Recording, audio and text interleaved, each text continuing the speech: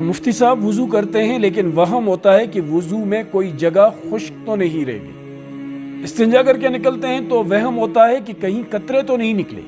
कभी ऐसा होता है नमाज पढ़ रहे होते हैं और नमाज में ख्याल आता है कि मेरे कतरे निकल गए हैं पेशाब के। या गुस्ल करते हैं और यकीन नहीं होता कि मैंने नाक में पानी चढ़ाया है या नहीं और नाक को जख्मी कर बैठ दी। इस किस्म के सवालात का हमें सामना करना पड़ता है। बहुत सारे लोग इस किस्म के मसाइल में मुब्तला हैं। ये वहम बहुत बड़ी बीमारी है जो इंसान को इस किस्म की चीज़ों के अंदर उलझाए रखती है। अब ये जो मसाइल जिक्र किए मैंने, इनके बारे में मैं मुख्तसर आपके सामने एक कायदा कुलिया रखना चाहता हूँ जिसका आपको बहुत फ़ायदा हो। या कोई भी बीमार या आपके अजीज़ व अकारिब में कोई इस मरज़ के अंदर मुब्तला है, उसे ज़रूर बताइएगा। देखिए, जो इनमें बुनियादी चीज़ है वो कतरों के आने का वसवसा है। दो चीज़ें हैं, एक यकीन होना, एक वसवसा आना। यकीन हो तो बात ख़त्म, वो तो यकीनी बात है। आप वुज़ू बनाएं, अपना कपड़ा साफ़ करें, धोएं और नमाज पढ़ें। लेकिन जो वसवसा होता है उसके लिए तरी का होना ज़रूरी है। अगर तरी है, गीलापन अगर मौजूद है तो फिर तो वसवसा ठीक है, और अगर गीलापन नहीं है, वैसे ही वसवसे आ रहे हैं, तो अपने आप को यूं मुखातिब करें, शैतान को, नफ्स को, कि मैं ऐसे ही नमाज पढ़ता हूँ, इसी वुज़ू के साथ पढ़ता हूँ, मेरी नमाज होगी, मेरा अल्लाह कबूल करेगा, मैंने तुम्हारी बात सुननी कोई नहीं। ये जब आप करेंगे तो आहिस्ता आहिस्ता इंशाअल्लाह ये वसवसे आपकी ज़िंदगी से दूर होते चले जाएंगे।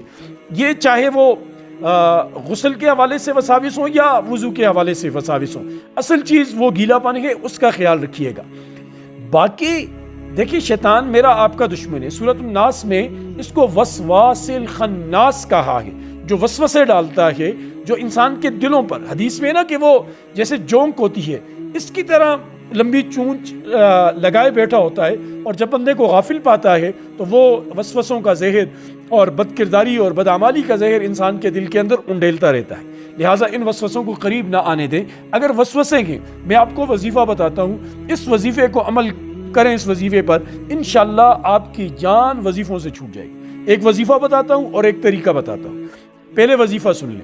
वजीफ़ा ये कि सुबह शाम आप मुअव्वज़तैन, कुल औज़ु बिरब्बिल फलक, कुल औज़ु बिरब्बिन नास, ये 3-3 बार पढ़ें।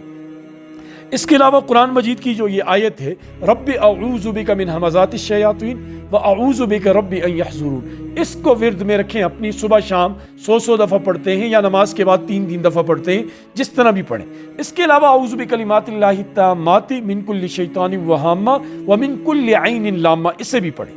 इसको भी 3-3 बार पढ़ें सुबह शाम, इंशाअल्लाह बहुत फ़ायदा हो। और तरीक़ाकार ये है कि अगर किसी को वसवसे आते हैं पेशाब के ख़तरे के, और हकीकत में ऐसा होता नहीं है, तो वो इस्तिंजा करने के बाद पानी को हाथ में ले और अपनी शलवार पर तालिक़ की जगह छींटा मार दे, ताकि वो जो छींटा मारेगा, अब उसके ज़हन में अगर शैतान वसवसा डालेगा कि ये गीला पानी के कतरे निकले, तो खुद ब खुद दूसरी तरफ से ज़मीर बताएगा नहीं कि ये तो पानी के छींटे हैं। यूँ आहिस्ता आहिस्ता करते शैतानी वसाविस से इंशाअल्लाह निजात मिल जाएगी। अल्लाह हमें समझ की, अमल की तौफीक नसीब।